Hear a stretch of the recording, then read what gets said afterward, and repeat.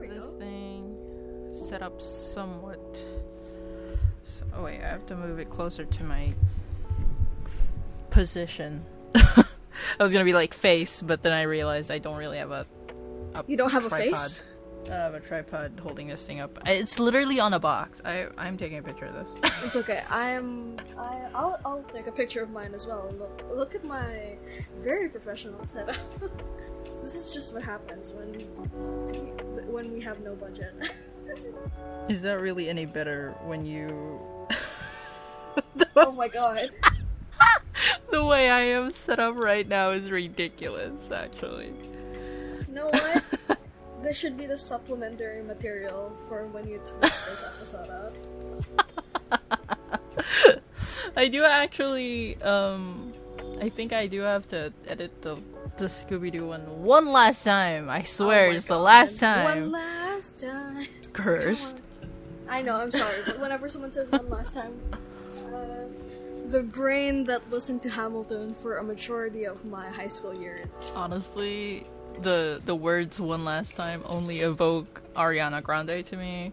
One last... You know what? That's less cursed than Hamilton. Why are Shane Madej and Ryan Vergara on my Tumblr dashboard? They're doing that new Tumblr show, Top 5, I think. There's a Tumblr show? Apparently.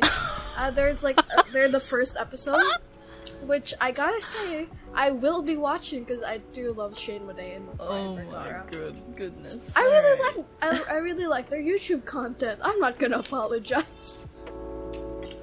No, And Ryan Vergara I is another generally Paddington warrior. I'm just very, very weary of like content creating companies started by men. I used to be really, really, really into Rooster Teeth, and then that went to shit very fast.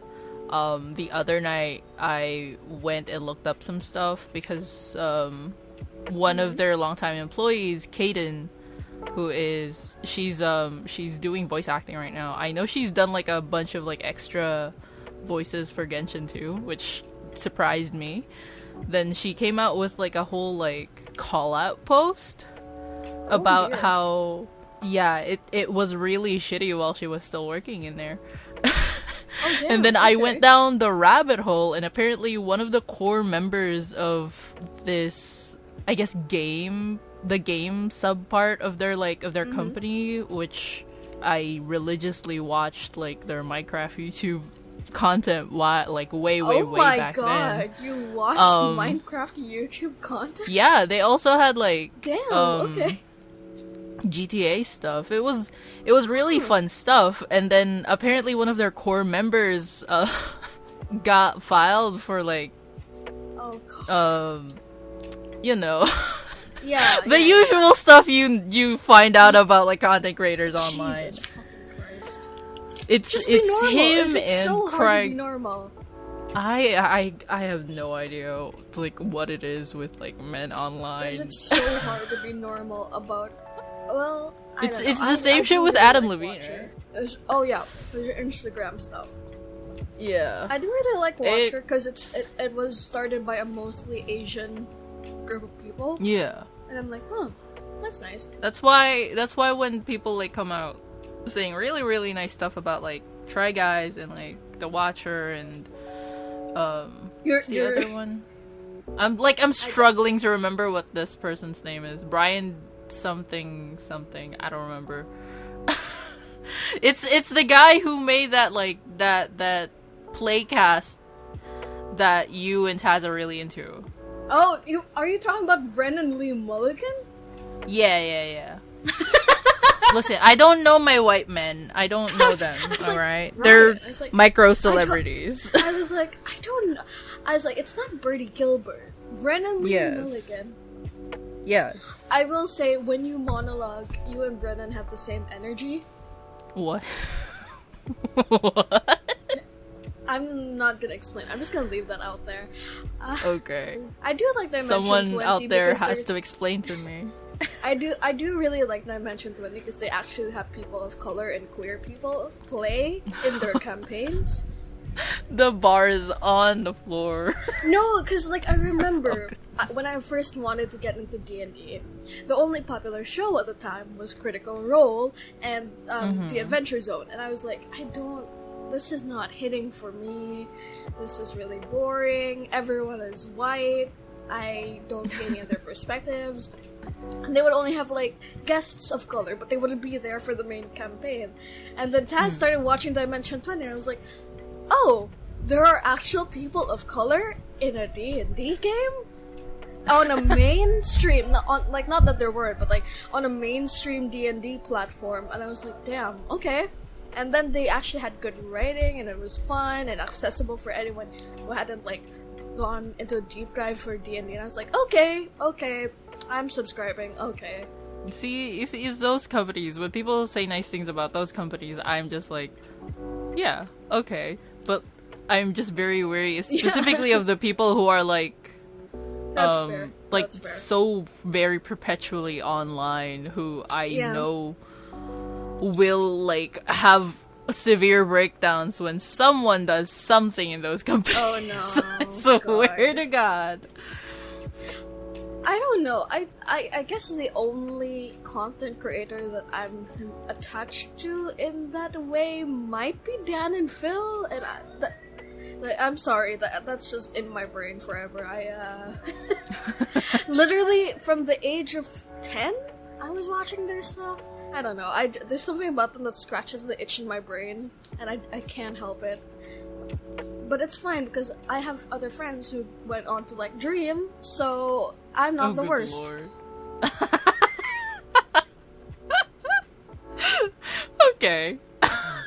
The bar is on the floor, but I'm not the worst. I just really watch is. Dan and Watcher and and Zavid, who does like, I don't know if you know that guy. I don't think I have anyone I'm like. I like watching people was very react much to horror movies. Because I'm too chicken shit to watch the horror movies on my own. Wow, the drunkards in your. I know, I'm so sorry. Like, jeez. But yeah, no, I don't Alana think Parker. I don't think I got attached to very specifically a group of people like that. Like since Rooster Teeth, the moment they fucked up their stuff, I just left. I skedaddled and never. Your trust. Yeah. Your trust was ruined. I never looked back because like That's since fair. then it's been pretty eye opening because after I put down Rooster Teeth content, the shit about Cryotic came out, and then everyone started being very, very vocally open about how much they dislike what PewDiePie was doing.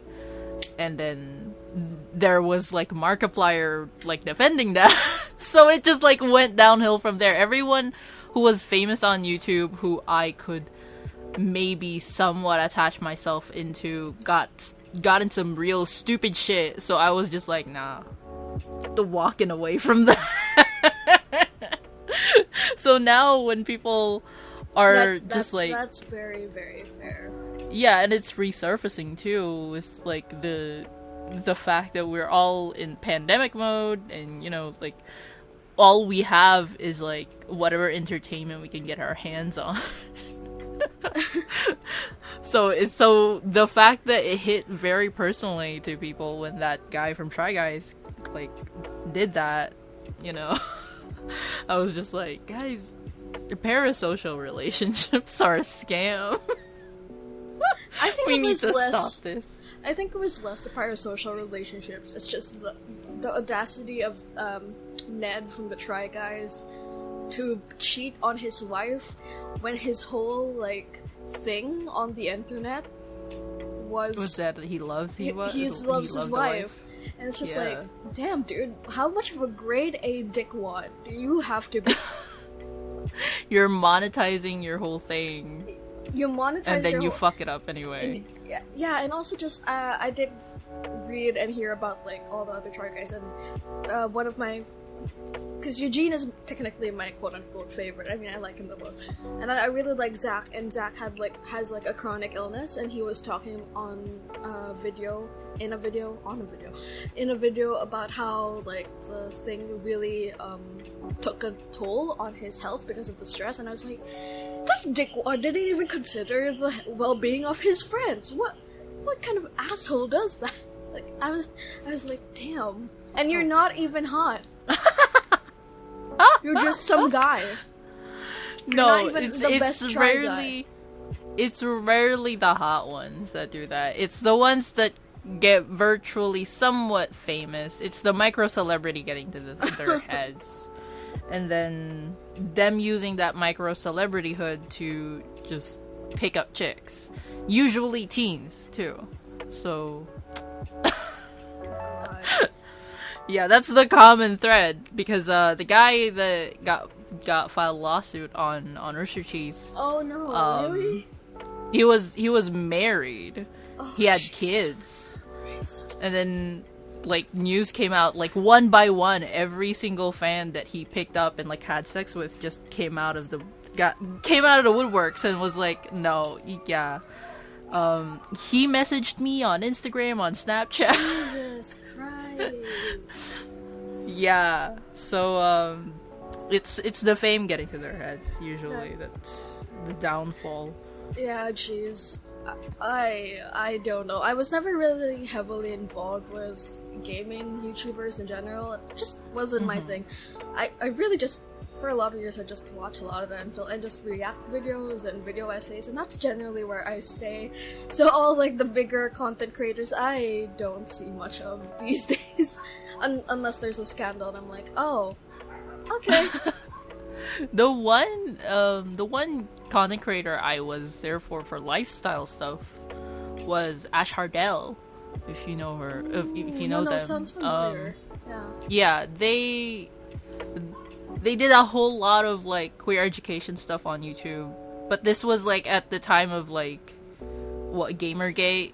Oh god. So yeah, it was a really harsh time to be on the internet being openly queer. They went on hiatus with their spouse for a while. They came back very recently, just with I guess a YouTube series now on how that backlash affected them, because they wrote a book. I know they wrote a book about like just some queer help, some stuff, you know, because that was the time where like queer communities were rising on the internet. Teenagers were like finally understanding how to form a community on the internet, and they were one of the more known names there, so much so that they like coordinated with other queer content creators and like wrote a book specifically about how, you know, how to help queer teens at that age. So it was so helpful that they have that on the curriculum in Canada, you know. Oh damn, that's and great. The backlash on them was so severe that like they were on news. Like their face, their spouse's face, someone doxed their job in real life. It was excruciating to be on the internet at a time. That is horrible. I think the climate we are in to be putting out content or just any kind of art or something, it's kind of, honestly, it always terrifies me. So I remember, you know how like I make little TikToks and like little videos for like my dump account or like my or I post outfits and stuff, and then I've got people going, oh, you could monetize that, but I'm like, I don't want to. I don't want like 10 million people criticizing me for re-wearing clothes, because that's a thing. Like, yeah, apparently. That pissed me off so much whenever I saw like fashion TikTokers being like, why are you getting mad at me for re-wearing my clothes? Do you not re-wear your clothes? I'm like, damn. Oh my goodness. I don't want that. And also just like, my TikToks are so dumb.